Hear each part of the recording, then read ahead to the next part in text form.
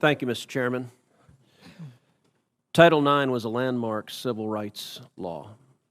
It helped create the incredible breadth of women's sports and girls' sports that we see across the country. I believe in girls' sports. I believe in women's sports. I'm the proud father of two daughters who are both athletes. I think participating in competitive sports is a wonderful thing for a young girl. I think it is a wonderful thing for a woman. And I think, unfortunately, today's Democrat Party has decided that women's sports and girls' sports no longer matters, and they're willing to push radical legislation designed to destroy girls' sports and women's sports. Ms. Gaines, I want to thank you for your courage. You are relatively young, but you have demonstrated incredible courage. And because you have dared to speak up, you have been demonized, you have been vilified. I saw when you were attacked by a leftist mob at San Francisco State University for daring to speak up. You had an incredible record as a swimmer at the University of Kentucky. You were a two-time NCAA All-American. You were a five-time SEC champion. You're an SEC record holder and a two-time Olympic trial qualifier.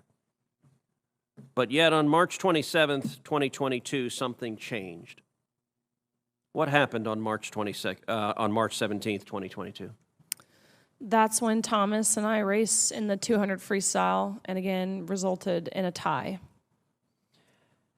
And so you tied. What was the consequence of tying?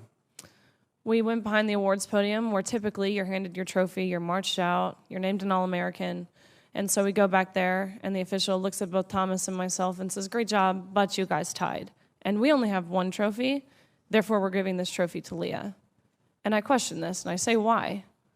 And at first, I shortened it in my testimony, but really he stumbled on his words. He didn't know how to answer this. And at first he's, well, we're just doing this in chronological order. To which I further pressed, and I said, okay, well, what are you being chronological about? Because we tied. And if we're doing this off alphabetical order, G comes before T. So what are you being chronological about? To which this wasn't a script they had prepared for him. And he actually appreciated his honesty. He did say, we have to give the trophy for Lia because Lia has to have it for pictures. They've made that clear. Lia has to have the trophy for pictures. You can pose with this trophy, but you have to give yours back.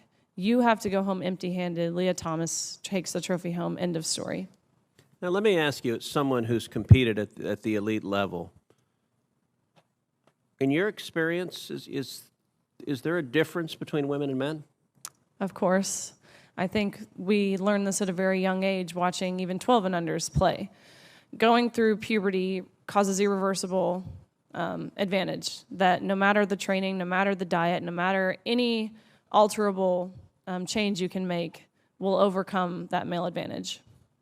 Especially in sports like swimming, where lung capacity matters so much.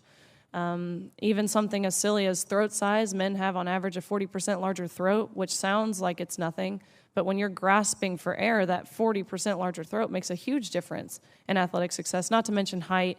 You guys know the differences. Ms. Robinson, do you agree with Ms. Gaines that there's a difference between women and men? If the question is about trans women... I'm just asking, is there a difference between women and men? What I can say is that the NCAA has rules in place. They've had rules in place for the last decade, and when this competition happened, I'm going to try again. The rules were clear. Do you believe there's a difference between women and men? It's a yes-no question. Do you believe there's a difference? Oh, I think that we're talking about this case with the NCAA. No, I'm asking a question. Do you believe there's a difference between women and men? Most people could answer this very simply. I'm curious if you're willing to do so. Oh, absolutely. I'm just putting it into the context of the conversation that we're having. I think that there are definitions related to sex. Is that a yes? So I'm trying to get a yes or no. I'm not trying to get a speech. Is there a difference between women and men? I think that there are definitions for biological sex. Okay, so you're not answering that. Let me ask you this question then.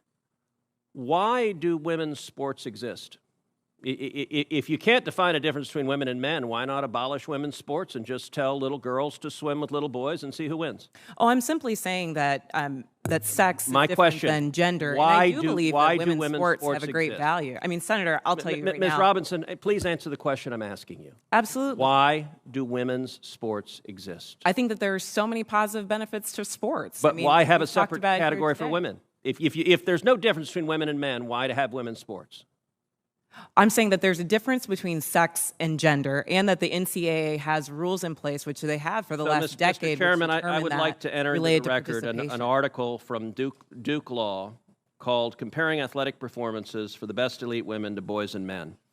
And it goes through examining in 2017 the top records for women in the world in various track and field events. So, for example, in the 100 meter, the top record for women in the world was 10.71 seconds. Now, that record for the number one woman in the world in 2017 was, in the year 2017, broken by 124 boys under 18.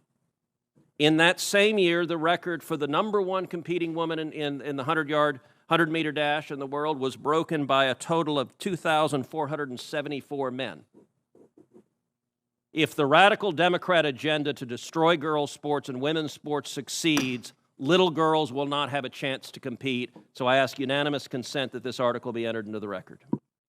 Without objection. Senator Padilla.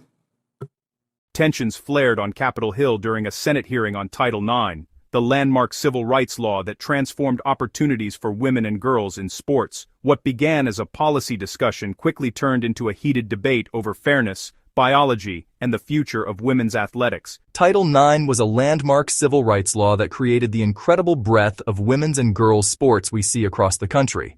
I believe in women's sports. I'm the proud father of 2 daughters who are both athletes. Competing in sports builds confidence, discipline, and teamwork. But today, I fear that the Democratic Party has abandoned women's sports, pushing policies that threaten to erase decades of progress. The senator then turned to former collegiate swimmer Riley Gaines, commending her for speaking out about fairness in women's athletics. Ms. Gaines, thank you for your courage. Despite being attacked and vilified for speaking up, you've continued to share your story. On March 17, 2022, I tied with swimmer Lia Thomas in the 200 freestyle at the NCAA championships. Afterward, officials told us there was only one trophy, and it was going to Thomas for photos. I was told I could pose with the trophy, but I had to hand it back. I left empty-handed. Gaines described the moment as deeply unfair, saying that her years of dedication were dismissed for optics. There are clear biological differences between men and women, even before puberty ends. Lung capacity, muscle mass, and body structure all impact athletic performance. No amount of training or diet can eliminate that biological advantage. The senator then pressed Ms. Robinson, a representative from an advocacy group, on whether she believed there is a difference between men and women. It's a yes or no question. Is there a difference between women and men? I believe there are definitions related to sex and gender, and the NCAA has policies in place. If there's no difference, then why do women's sports exist at all? The senator cited a Duke Law study comparing elite women's athletic performances with those of men and boys. According to the study, in 2017, the world's fastest woman in the 100-meter dash ran a 10.71-second race. That same year, 124 boys under 18 ran faster times. In total, 2,474 men worldwide outperformed the women's world record. If this radical agenda continues, young girls won't have a fair chance to compete. Title IX was meant to protect opportunities, not erase them. The senator requested that the Duke Law study be entered into the official record. The debate over Title IX, gender identity, and fairness in sports remains one of the most contentious issues in Washington, with both sides claiming to stand for equality. As Congress continues to clash, the future of women's sports, and how it's defined, hangs in the balance.